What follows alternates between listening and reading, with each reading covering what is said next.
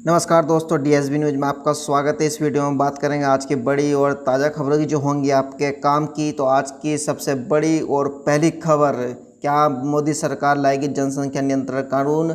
जी हाँ दोस्तों, क्या बीजेपी सरकार भारत में जनसंख्या नियंत्रण कानून लाएगी, इसकी जानकारी भी आपको थोड़ी देर में बताएंगे। इसके बाद दूसरी और बड़ी खबर निकल कर आ रही है। देश में कोरोना मरीजों की संख्या हुई 22 लाख के पार और अब तक 44,000 से ज़्यादा मौतें हो चुकी हैं। इसकी जानकारी भी आपको थोड़ी देर में बताएंगे।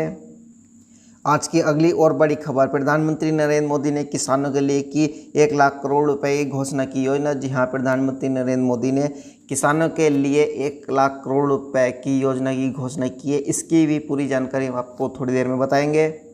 अगली और बड़ी खबर, बिहार में बाढ़ ने मचाई तबाही, कई जिले बिहार के बाढ़ से हुए प्रभावित।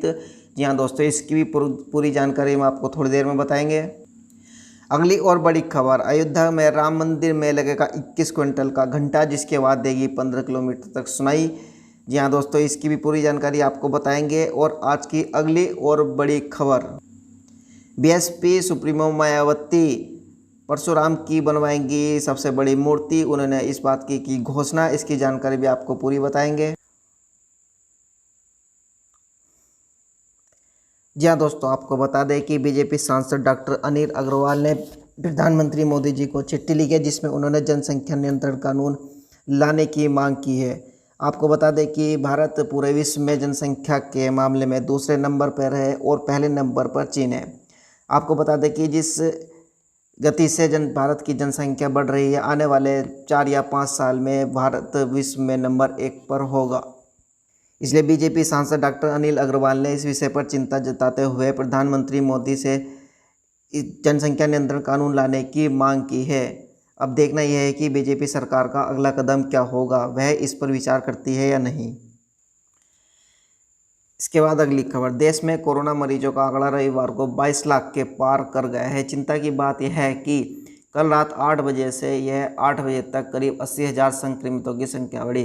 अब तक 22,05,892 लोगों की रिपोर्ट पॉजिटिव आ चुकी है। वही राहत की बात यह है भी कि ठीक होने वाले का आंकड़ा 15 लाख के पार हो गया है। अब तक 15 लाख से ज़्यादा मरीज ठीक हो चुके हैं।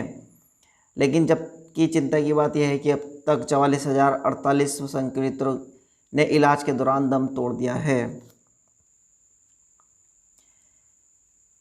प्रधानमंत्री मोदी 1 लाख करोड़ रुपए के एग्रीकल्चर इंफ्रास्ट्रक्चर फंड से रोजगार के नए अवसर पैदा होंगे। रविवार को 1 लाख करोड़ रुपए के एग्रीकल्चर इंफ्रास्ट्रक्चर फंड लॉन्च करते वक्त प्रधानमंत्री नरेंद्र मोदी ने कहा है कि इससे गांव की आधुनिक सुविधाएं पहुंच सकेंगी और रोजगार के नए अवसर पैदा होंगे। उन्होंने कहा है कि 10,000 रुपये नए FPO भी खोले जाएंगे। प्रधानमंत्री नरेंद्र मोदी ने रविवार को कहा कि 1 लाख करोड़ रुपए के एग्रीकल्चर इंफ्रास्ट्रक्चर फंड की मदद से गांव में आधुनिक सुविधाएं उपलब्ध हो सकेंगी। इससे गांव में रोजगार के नए अवसर पैदा होंगे। और साथ ही आपको बता दें कि करीब 8.5 करोड़ किसानों के खाते में PM किसान सम्मान निधि योजना की 6ठी किस्त भी जारी कर दी गई है। इसी दौरान उन्होंने कहा है कि हर जिले के प्रसिद्ध उत्पादों को बढ़ावा देने के लिए एक बड़ी योजना तैयार की गई है। इन उत्पादों को देश और विदेश के बाजारों तक आत्मनिर्भर भारत योजना के तहत पहुंचाया जाएगा।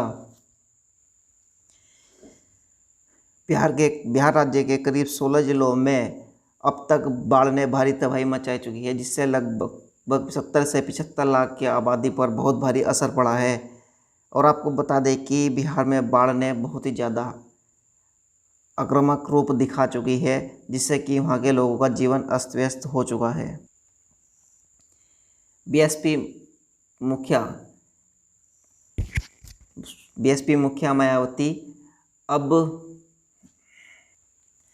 आपको बता दें कि उत्तर प्रदेश में ब्राह्मण वोटों को लेकर मचे घमासान में बहुजन समाज पार्टी की मुखिया मायावती ने रविवार को समाजवादी पार्टी पर पलटावार किया। समाजवादी पार्टी ओर से लखनऊ में भगवान परशुराम की 108 फीट ऊंची प्रतिमा लगाने की घोषणा पर सवाल उठाते हुए मायावती ने कहा है कि सत्ता में रहते प्रतिमा क्यों नहीं लगवाई, और इस वक्त घोषणा की है कि बीएसपी सपा से ऊंची ब्राह्मण परशुराम मूर्ति लगवाएगी।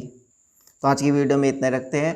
तो इसी प्रकार हर रोज़ बड़ी और ताज़ा खबरें देखने के लिए हमारे चैनल DSB न्यूज़ को सब्सक्राइब करें और लाइक करें और कमेंट करें।